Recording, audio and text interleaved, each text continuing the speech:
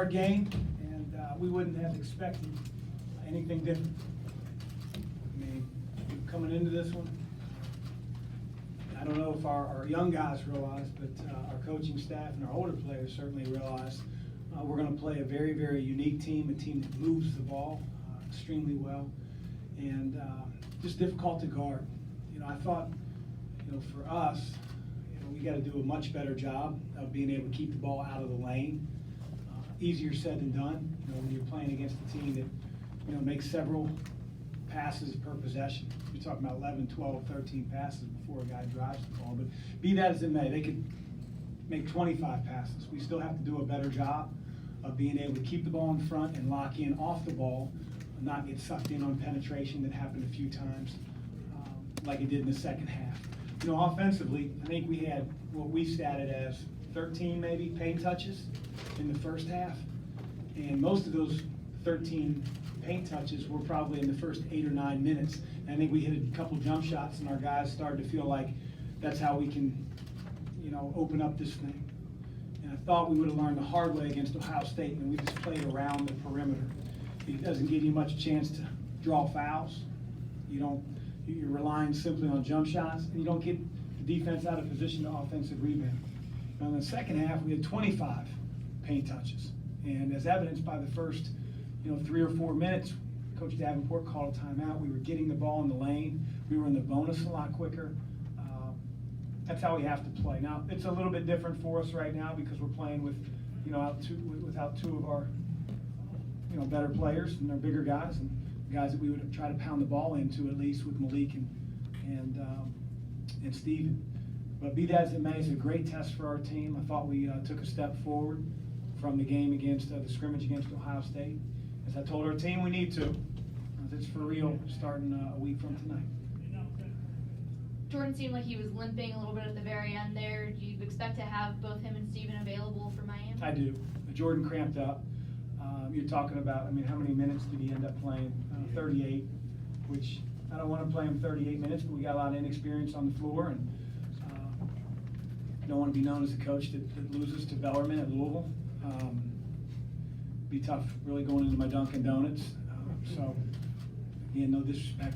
We knew it would be a hard game. I've lost to those guys before, so I didn't want that feeling. But, Jordan's just cramped up, and I'd expect that if you play that amount of minutes this early in the season. How's Steve? Is he okay? And just how critical is he going to be? He's critical. He's a big piece of our team. We all know that. He's fine. I shouldn't say fine, but he will be fine for the Miami game, which is why we took the precaution of sitting him this game. He got knocked in the thigh a couple times, once against Ohio State and then a second time in practice. And his thigh sort of swelled up a little bit. And, Fred will do a great job, but I don't anticipate him being out when we start the season. That's the most important thing, not tonight. What do you think of Sam and I guess some of the other freshmen in general? Sam made some great plays for us. Came up with some key rebounds on both ends of the floor. 5 offensive. He made a nice curl cut in the lane. Thought he found his confidence a little bit. He was much better defensively in the second half than he was in the first. And as I said, he has a nose for the ball and seemed to come up with some key rebounds and chased a few down, and then played with the poise that I've come to expect just coaching him in the preseason. Chris, last week you said you could do pretty much anything with Dwayne and he would respond. You put him really at the 5 position tonight and he comes up with a big game, and a lot of those rebounds were on the offensive end. Yeah, Dwayne had 5 offensive rebounds, and he's a warrior. He's a warrior. If I ask him to play the 5, if I ask him to play the 3, he's not going to bat an eye. I've said it a million times. He doesn't really, but he's got to get better. I think that I don't want to sell him off as this glue guy and, hey, you're doing the best you can. Like, he's got to get better. He's got to help us on screening actions and be louder. He's got to be more vocal. He's got to guard the ball better. I think a couple of their 5 men went around him off the dribble, and we have to rely on Dwayne as one of our stalwarts on defense, not a guy that gets beat off the bounce. So I'm not just going to sing his praises. He's got to get better for us to be the type of team that I know we're capable of. When did you know Steven wasn't going to play? Did that lead you to use some lineups tonight that you guys haven't used in practice? So for whenever our last off day was, heck, I can't even remember. It's our last off day, Sunday. yesterday was Sunday. What day is it? Tuesday. So we took Saturday off. Saturday, right. Yeah, there we go. Yes, big practice Sunday, yes. Season starts, I'm in a cave, I don't look at calendars, it's just next practice. So we took Saturday off, and then, Fred had texted me that night, on Saturday night, and said, I'm gonna try to get Steven ready. I said, you know what? He's a warrior, he practices every day. And, the gold jersey that we wear, this will show you, how competitive Steve is. He was leading in practice stats, rebounds, blocks, points, charges taken, you name it. And probably would have won the gold jersey had he been able to practice on Sunday. And so I texted him and said, Steven, you're gonna take tomorrow off and then we'll reassess. And I'll give you a couple days in a row. And he said, Coach, I'll do what you say, but I really wanted to win the gold jersey. And so Jordan ended up winning it, Steve sat out. And then we sat him out Monday, and guy's been out of practice for 3 days. We'll probably get him back 2 or 3 days from now, and in hopes that he'll be 100% for Miami. Coach, has Fresh Kimball come along the way you'd like him to so far? If so, or why not? I'm sorry, I didn't hear the beginning other than Fresh. Sorry, has Fresh Kimball come along the way you'd like him to so far, and if so, or if not, why? He's got to play better. I thought tonight he did some good things. He made that little pull up in the lane and found Dwayne.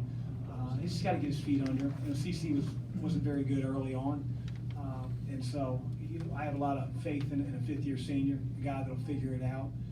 He can play both on and off the ball, but I think he was probably a little nervous, playing the first time, at our level, and for a team that he's excited to be a part of. But he's going to be a guy that we really depend on. Again, gives you that comfort when he's on the floor of getting things run. Having said that, him, Ryan, and Darius, I think they go, 8 assists, 1 turnover, and I'll take that from our primary ball handlers. Coach, a game like this is difficult for a player like Aiden, really any big for that matter, because of Bellarmine's style of play. So do you see this as a good opportunity for him to have to watch out for those back doors and different things that Bellarmine likes to do? It's a good opportunity to get exposure at a high level, but it really isn't indicative of a lot of the styles that he'll face. Many of the players that he'll be guarding are going to anchor themselves in the post, lip out and set ball screens, and then try to dunk it on your face when the shot goes up. And, in this game, he's guarding guys that are back cutting, that are, curling. They're playing 90% of the possession on the perimeter. And that's just not what he's going to see a whole lot.